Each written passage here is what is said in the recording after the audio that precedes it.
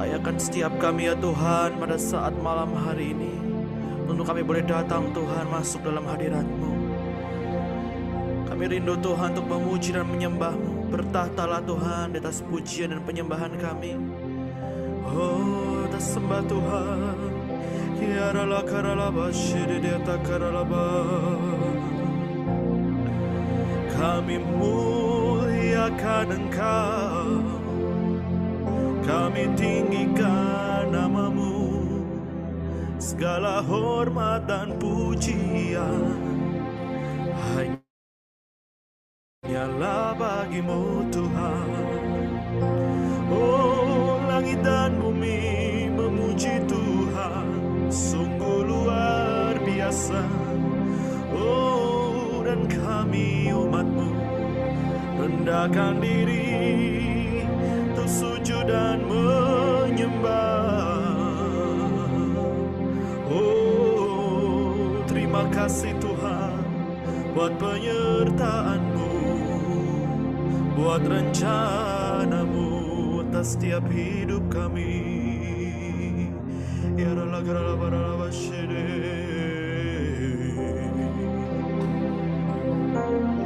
jalan-Mu tak terselami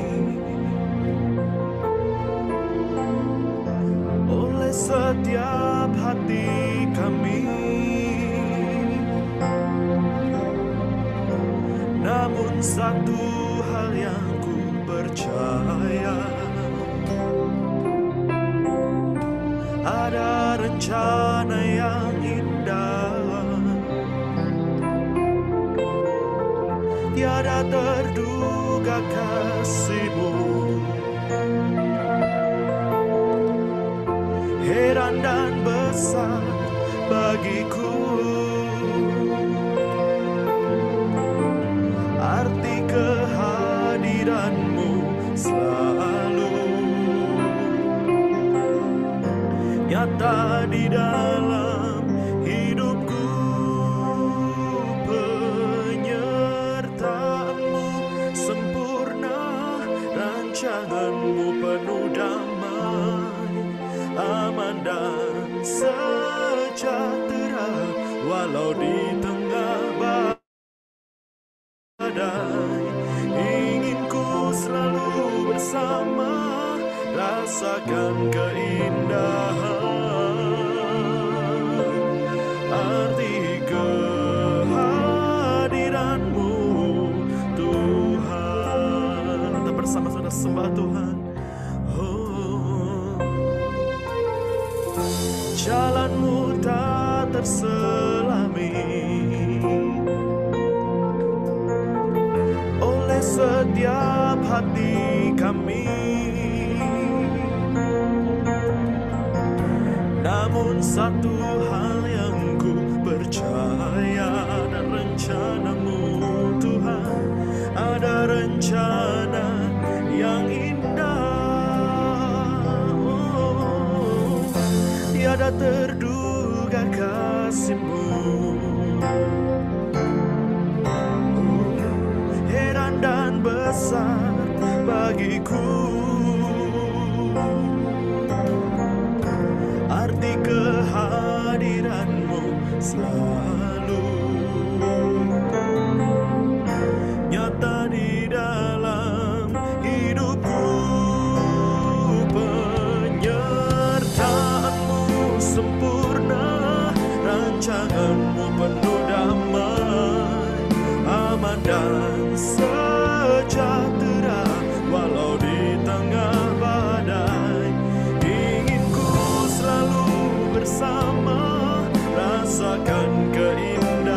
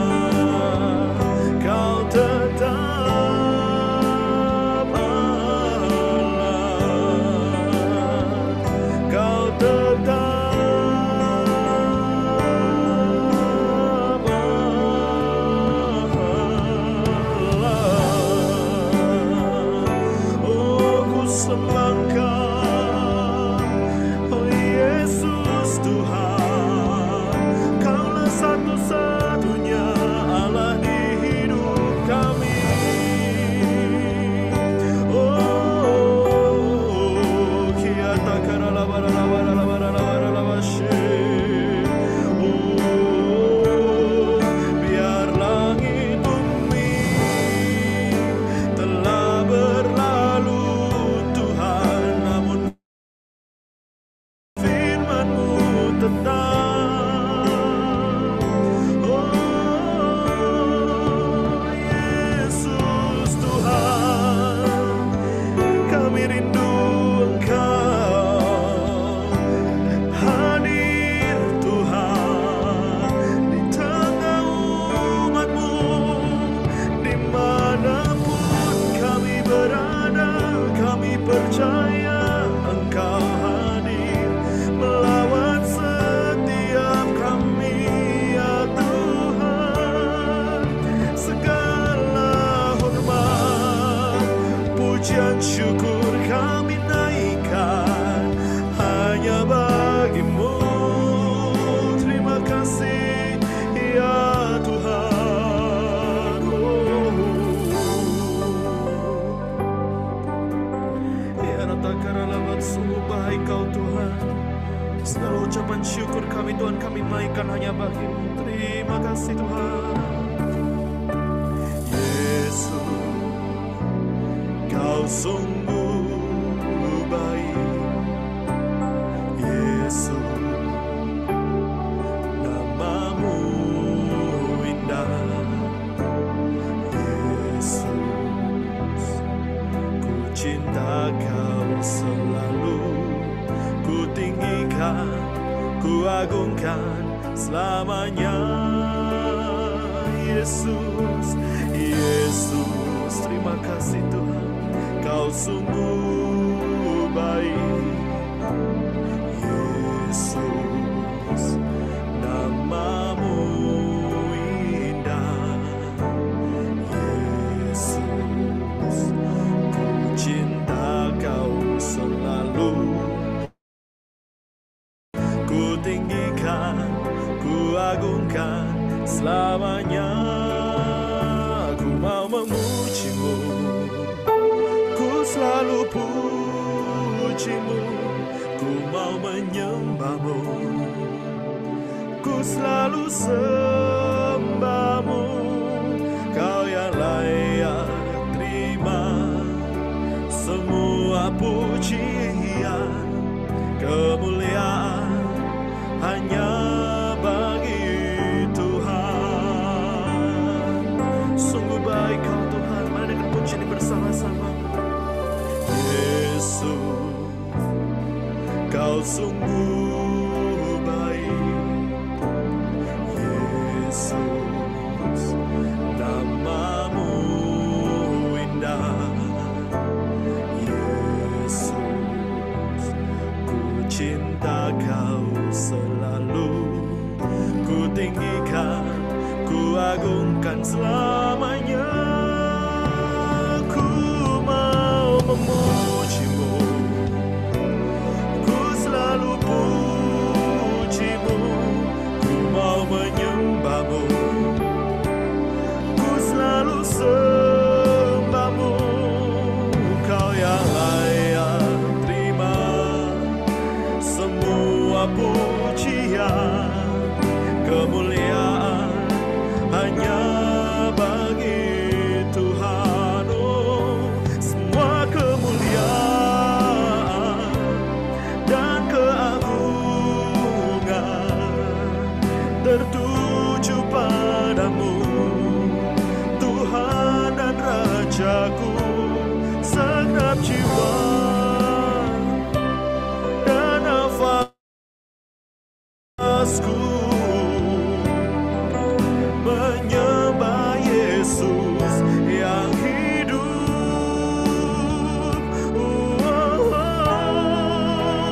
Ku mau memuji-Mu, ku selalu puji-Mu.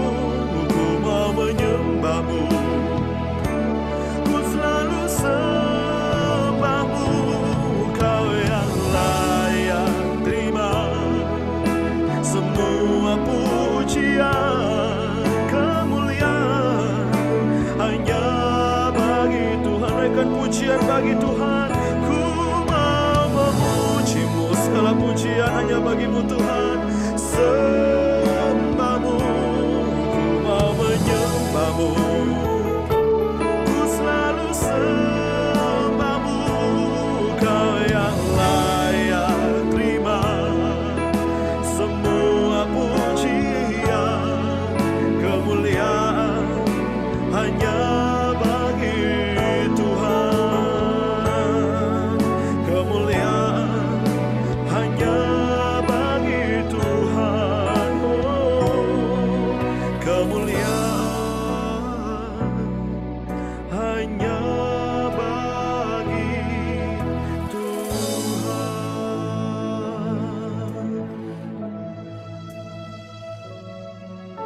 Hari ini kita sedang memperingati hari kenaikan Tuhan Yesus.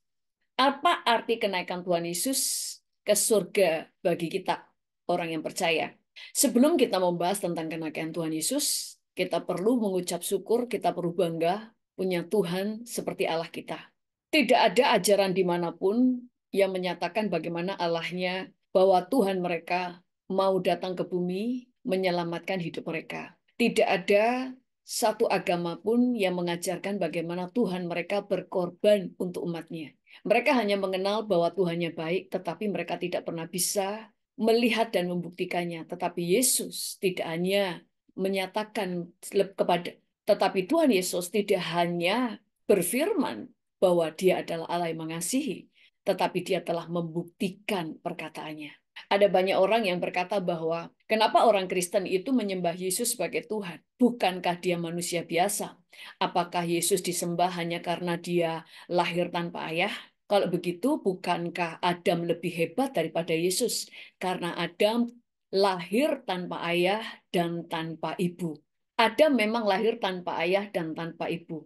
Tetapi Adam tidak pernah melakukan hal yang telah Yesus lakukan. Yang pertama, Adam tidak pernah mati untuk dosa-dosa kita. Adam tidak pernah mati dan bangkit dari kematiannya. Bahkan Adam tidak naik ke surga. Adam hanya lahir tanpa ayah dan ibu. Tetapi selebihnya dia sama seperti manusia yang lain. Dia mati dan tidak bangkit lagi.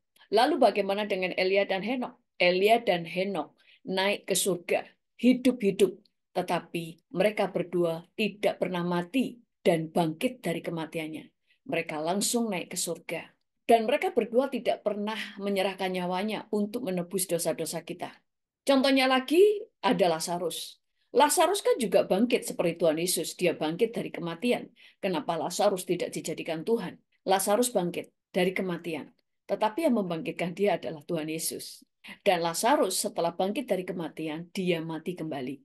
Hanya Yesus satu-satunya yang melakukan dengan genap yang tidak pernah dilakukan oleh manusia. Yang pertama, dia lahir tanpa ayah. Dia lahir dari seorang wanita yang masih perawan. Dan dia dikandung oleh Roh Kudus. Dia lahir dengan mujizat. Dia lahir dari Roh Kudus. Dia hanya meminjam rahim Maria supaya dia memiliki tubuh. Yang kedua, Yesus hidup untuk menyatakan dirinya bahwa dia adalah Tuhan, bahwa dia adalah Allah. Yang ketiga, dia mati untuk menggantikan kita, sehingga kita yang seharusnya dihukum telah diganti oleh Yesus. Yesuslah yang dihukum, sehingga dia yang benar menerima hukuman, supaya kita yang layak dihukum dibenarkan oleh karena pengorbanan Tuhan Yesus. Yang keempat, Yesus mati untuk mengalahkan kuasa dosa. Yesus mati untuk mengalahkan pekerjaan iblis.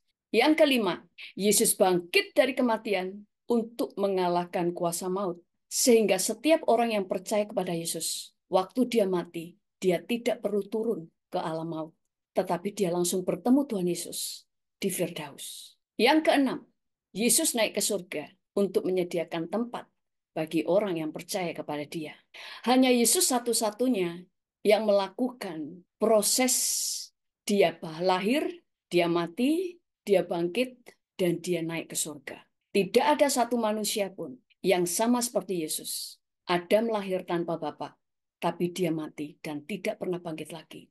Elia dan Henok naik ke surga, tapi dia tidak pernah mengalami kematian dan kebangkitan.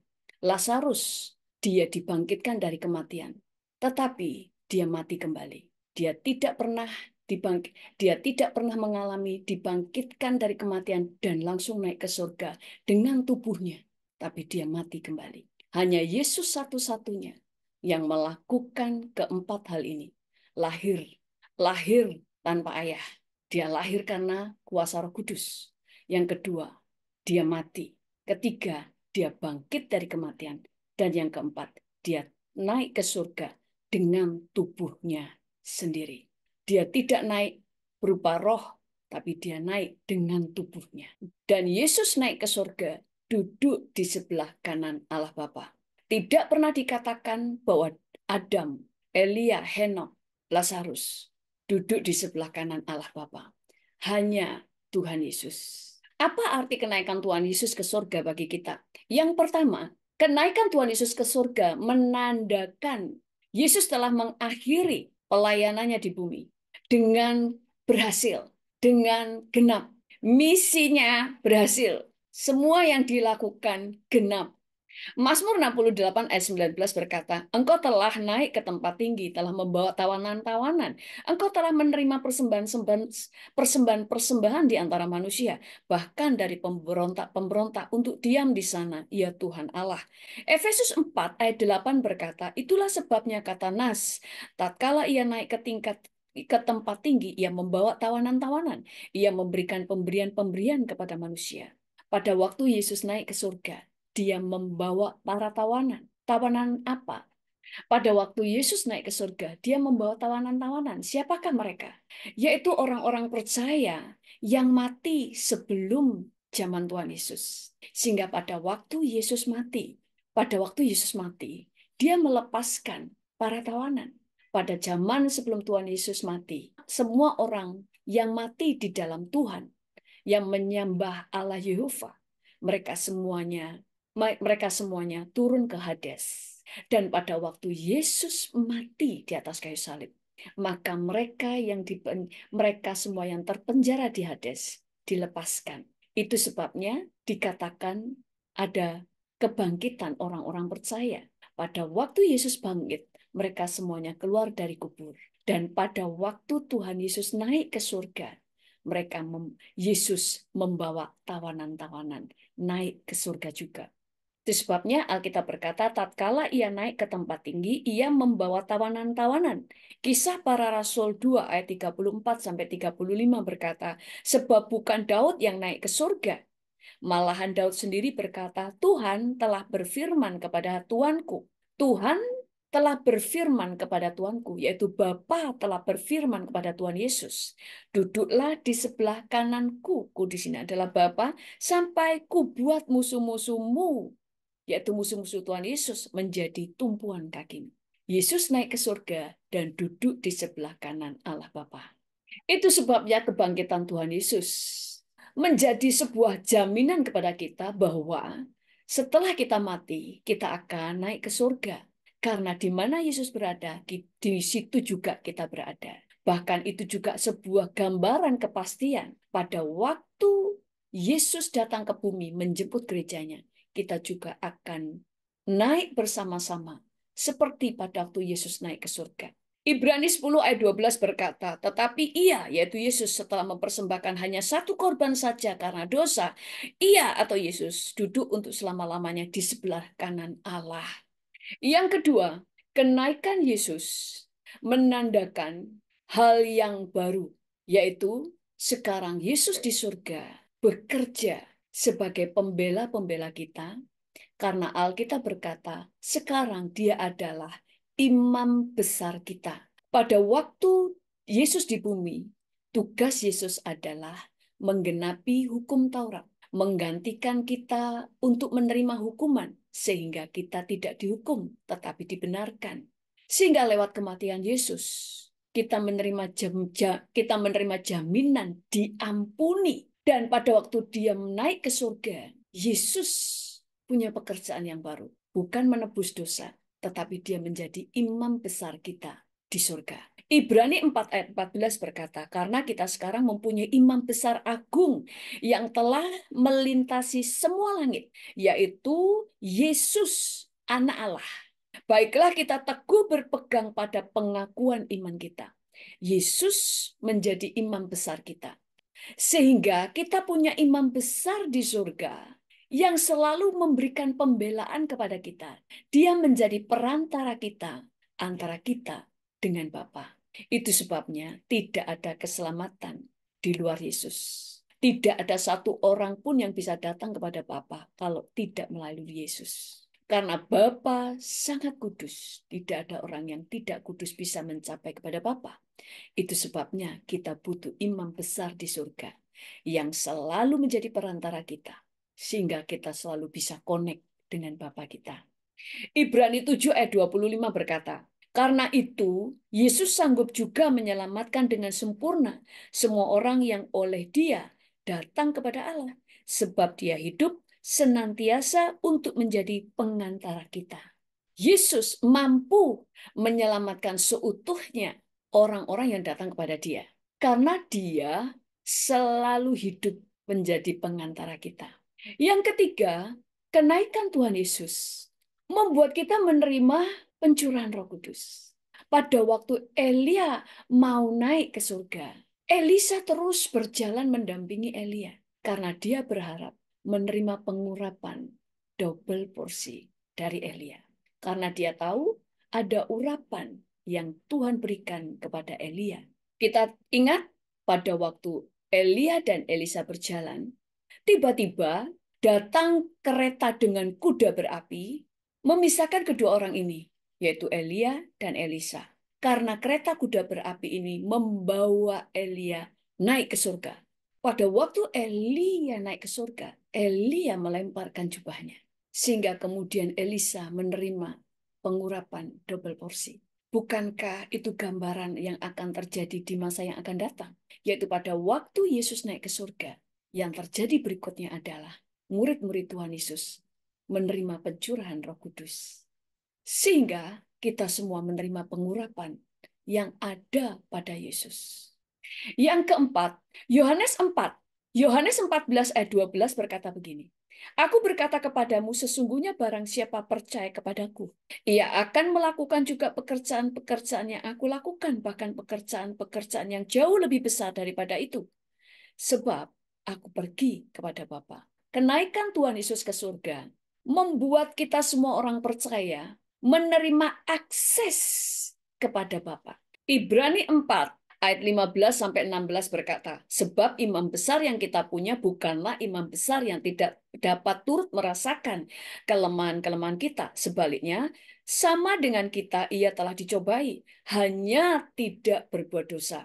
Sebab itu marilah kita dengan penuh keberanian menghampiri tahta kasih karunia, supaya kita menerima rahmat dan menemukan kasih karunia untuk mendapatkan pertolongan kita pada waktunya. Yang kelima, kenaikan Tuhan Yesus ke surga memberi kita jaminan bahwa masa depan kita juga di surga. Yohanes 14, mulai ayat 2 berkata begini, di rumah Bapakku banyak tempat tinggal. Jika tidak demikian, tentu aku mengatakannya kepadamu. Sebab aku pergi ke situ untuk menyediakan tempat bagimu. Dan apabila aku telah pergi ke situ dan telah menyediakan tempat bagimu, aku akan datang kembali dan membawa kamu ke tempatku, supaya di tempat di mana aku berada, kamu berada. Kita tahu di mana Yesus berada, dia berada di surga. Lalu murid-muridnya berkata begini, dan kemana aku pergi, kamu tahu jalan ke situ. Supaya di tempat di mana aku berada, kamu pun berada. Dan kemana aku pergi, kamu tahu jalan ke situ. Kita tahu bahwa Yesus berada di surga, dan dia katakan, kamu tahu jalan ke situ. Jalan menuju di mana Yesus berada. Lalu murid-muridnya berkata begini, ayat yang kelima. Kata Thomas kepadanya, Tuhan, kami tidak tahu kemana engkau pergi. Jadi bagaimana kami tahu jalan ke situ? Kata Yesus kepadanya, akulah jalan dan kebenaran dan hidup. Tidak ada seorang pun yang datang kepada Bapa kalau tidak melalui aku. Tidak ada seorang pun sampai kepada Bapa kalau tidak melalui Yesus. Kita semuanya tahu jalan ke sana kalau kita tinggal di dalam Yesus. Karena Yesus adalah jalan, dia adalah pintu, dia adalah Tuhan, dia adalah juru selamat. Waktu Yesus tinggal di dalam kita dan kita tinggal di dalam Yesus, otomatis Yesus membawa kita berada di mana Yesus berada. Kita tidak perlu mencari-cari jalan, karena waktu Yesus tinggal di dalam kita, otomatis kita berada di jalan yang benar. Di dalam 1 Tesalonika 4 ayat 17 berkata, sesudah itu, kita yang hidup yang masih tinggal akan diangkat bersama-sama dengan mereka dalam awan, menyongsong Tuhan di angkasa. Demikianlah kita akan selama-lamanya bersama-sama dengan Tuhan. Selama-lamanya kita akan bersama dengan Tuhan Yesus dan bersama dengan Bapa di surga. Yang keenam, Kenaikan Tuhan Yesus ke surga memberikan kita jaminan bahwa kita akan duduk bersama-sama dengan Tuhan Yesus. Efesus 2 ayat 6 berkata, dan di dalam Kristus Yesus ia telah membangkitkan kita juga dan memberikan tempat bersama-sama dengan Dia di surga. Kita mengucap syukur kepada Tuhan. Yang pertama, kita telah melihat kasih Tuhan yang nyata. Karena Yesus, Allah sendiri datang ke bumi untuk menyatakan kasih-Nya. Dia membuktikan kasih-Nya lewat pengorbanannya. Dia telah mengalahkan maut, sehingga kita tidak perlu mengalami kematian. Tubuh kita mati, tetapi roh kita langsung bersama dengan Yesus di Firdaus. Tetapi orang-orang yang masih hidup pada waktu rapture terjadi, maka anak-anak Tuhan akan dibawa ke surga hidup-hidup, dan tubuh kita diubah menjadi tubuh yang baru, tubuh kemuliaan. Kebangkitan, kenaikan Tuhan Yesus di surga tidak hanya memperlihatkan kita punya jaminan diselamatkan, tetapi kita punya tempat di surga. Kita sudah punya kepastian, mati kita pasti di surga. Karena di mana Yesus berada, maka kita juga berada di tempat yang sama. Kalau Yesus tinggal di dalam kita, dan kita tinggal di dalam Yesus, maka dimanapun Yesus berada, kita juga berada. Yesus ada di surga, kita juga ada di surga. Itu sebabnya kita perlu mengucap syukur. Kita perlu dengan percaya diri bahwa kita adalah orang-orang yang menerima kepastian keselamatan. Dan kita punya kepastian, kita punya tempat di surga. Dan kita pasti bertemu dengan Tuhan Yesus, bertemu dengan saudara-saudara kita, semuanya yang telah meninggal lebih dulu dari kita. Kalau mereka semuanya ada di surga, kita juga akan bertemu mereka di surga. Dan kita akan duduk sehidangan dengan Yesus. Karena pada waktu kita di surga, waktu rapture terjadi, ada pesta anak domba. Siapa yang percaya bahwa saudara punya tempat di surga? Angkat tangan saudara. Tulis saya percaya. Apakah saudara percaya bahwa saudara menerima jaminan keselamatan? Kalau saudara percaya, tulis bahwa aku percaya aku sudah diselamatkan. Dan saat ini mari kita semuanya berdoa. Kalau ada di antara saudara yang punya keluarga yang belum menerima Yesus sebagai Tuhan dan Juru Selamat, tulis di kolom chat nama orang-orang yang saudara mau orang itu diselamatkan. Sekali lagi saudara tidak sedang menulis kepada saya, tetapi saudara menulis dengan iman bahwa saudara sedang menulis di hadapan Tuhan, bahwa orang-orang inilah yang saudara sedang bawa kepada Tuhan, supaya mereka diselamatkan. Tapi sebelum kita berdoa untuk keluarga saudara yang belum menerima Yesus, kalau di antara saudara yang sedang menonton channel ini, yang belum menerima Tuhan Yesus, dan saudara ingin menjadi anak Tuhan, saudara ingin menerima Yesus sebagai Tuhan dan Juru Selamat, tirukan doa saya. Mari semuanya, saudara-saudara, mari kita dukung teman-teman kita ini yang akan berdoa untuk menerima Tuhan Yesus sebagai Tuhan dan Juru Selamatnya. Tirukan doa saya. Tuhan Yesus, aku tahu aku adalah orang berdosa. Aku butuh pengampunan. Dan aku percaya bahwa Engkau telah mati di atas kayu salib untuk menebus semua dosa, semua orang di muka bumi, termasuk dosaku. Itu sebabnya Tuhan Yesus, ampunilah segala dosa-dosaku. Basuh dosaku dengan kuasa darah-Mu. Dan saat ini aku mau menyerahkan hidupku ke dalam tangan-Mu. Aku membuka hatiku, masuklah ke dalam hatiku. Jadilah Engkau sebagai Tuhan dan Juru Selamat pribadiku. Dan jadikanlah aku menjadi anak-Mu. Karena aku percaya hanya di dalam Engkau ada keselamatan. Hanya di dalam Engkau ada kepastian. Dan aku percaya hanya Engkau satu-satunya Tuhan dan Juru Selamat. Tidak ada Tuhan yang lain selain Engkau. Dan tidak ada Juru Selamat selain Engkau. Aku percaya dan mengucap syukur di dalam nama Tuhan Yesus. Haleluya. Amin. Dan saat ini kita akan berdoa untuk setiap keluarga saudara yang belum percaya Yesus. Mari kita doakan, angkat tangan saudara. Tuhan, pada saat ini kami sepakat kami berdoa dengan semua anak-anak-Mu Tuhan yang sedang mengikuti YouTube channel ini. Kami sepakat dengan mereka dan sepakat dengan Engkau. Karena kami percaya Engkau lebih menginginkan mereka diselamatkan, lebih dari keinginan kami sendiri. Itu sebabnya Engkau rela meninggalkan surga dan turun ke bumi untuk menyerahkan nyawamu, untuk menggantikan posisi orang-orang yang berdosa, supaya setiap orang yang percaya kepadamu diselamatkan. Pada saat ini kami berdoa, kami membawa setiap orang, nama-nama yang telah kami tulis Tuhan. Berikan mereka keselamatan. Jamah hati mereka. Engkau yang tahu persis apa yang harus Engkau lakukan untuk menjamah hidup mereka. Sehingga mereka menjadi percaya dan menerima Engkau sebagai Tuhan dan Juru Selamat. Firman-Mu berkata, satu orang diselamatkan, seisi keluarga diselamatkan. Kami percaya akan janji-Mu karena Engkau tidak pernah gagal untuk menggenapi janji-Mu. Pada saat ini Tuhan, kami percaya setiap nama-nama yang kami tulis di kolom chat ini Tuhan Yesus, mereka semuanya telah diselamatkan. Mereka telah dibasuh oleh darah Yesus. Hati mereka telah dijamah dan dipegang oleh Tuhan. Kami akan melihat yang di roh menjadi daging. Kami akan melihat yang di roh menjadi nyata. Bahwa mereka tidak hanya dijamah dan percaya, tapi mereka juga akan setia sampai akhir. Tuhan, saat ini kami membawa hidup kami ke dalam tangan.